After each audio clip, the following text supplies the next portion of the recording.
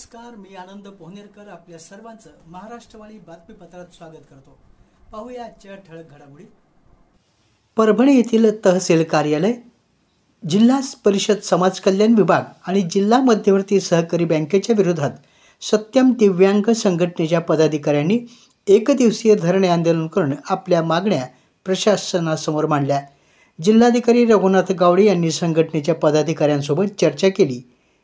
परभणी येथील तहसील कार्यालयाकडून 2 वर्षापूर्वी दिलेले अंत्योदय रेशन कार्ड ऑनलाईन करण्यात आलेले नाही। त्याचप्रमाणे विश मॅचच्या नावाखाली अनेक दिव्यांगांचे संजय गांधी निराधार अनुदान अद्याप मिळालेले नाही।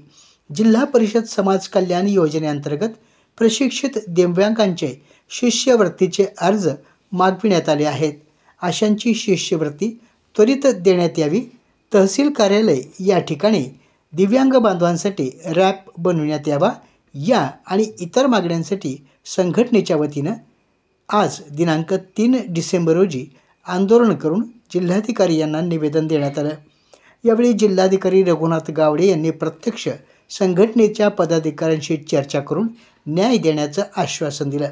यावेळी संघटनेचे संजय वाघमारे, संतोष जोंधळे, रामराज कांगडे, जलील खान पठाण, ज्ञानोबा कदम, विष्णू वैरागड, ज्ञानोबा भरोसे यांच्यासह संघटनेचे पदाधिकारी मोठ्या संख्येनं उपस्थित होते।